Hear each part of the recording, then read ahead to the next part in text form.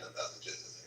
It's all the people. If you think back about this, the people who people who voted for Trump, you know, you can go to them and explain there's 20 things that are wrong about Trump, but their logic is, well, yeah, I don't like about this, that, but I'm just interested in this one thing that I thought Trump would deliver on, and that's really not how you want to look at a politician. And to be honest with you, you need to look at That's how voters are here.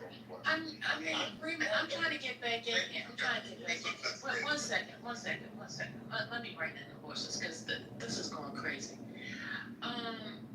All of this obfuscate on what he said.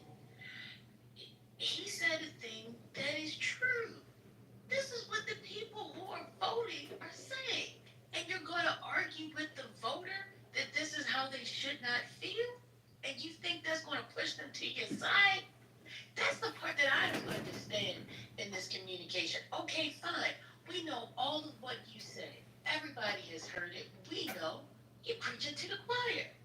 But I don't understand if you want their vote and all you're going to do is chastise them for feeling how they feel, that says to them that you're trying to make them feel how you feel. And that's not what they want to do. So I don't know how we deal with that crux of the problem, but there's some negotiation has to happen. We can't have a conversation if in fact nobody's willing to negotiate. Can I say one thing? I agree with what you just said, First Lady. I had been out of the room, but I was here in time to hear whoever said that their friends couldn't get down with the trans thing. Here's how I would, because if you have friends that are at least willing to talk to you about that, what I would then ask is, so did they hear the Democrats? I would say, so can you show me where the Democrats were so down with the trans? Or did the Republicans tell you that the Dems are so down with the trans? And did they stay on that message? Because at the end of the day, which is something that I found out late in the game, was the transgender thing was signed under Donald Trump. He signed off on that.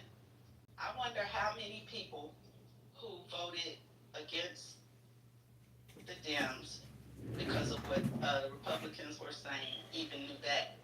I pretty much paid attention a lot, and it was way late in the game when I heard that or realized that he's the one that signed it. So I think with our messaging, those are the type of things we need to be looking at. When they can drill down to a specific issue that caused them to flip their vote, why don't we do more talking to them about whether or not that's even true? Because we know they're lying on the other side. That's the thing. We know that they're projecting. Yeah. We know these things, but we don't take the time to help them see it in that way, rather than judging them, rather than trying to make them feel bad. Let's talk about it. That's what I would do with my friends. Let's talk about it. Let's see who's really talking about the transgender thing like that. Because Democrats care about all people, right?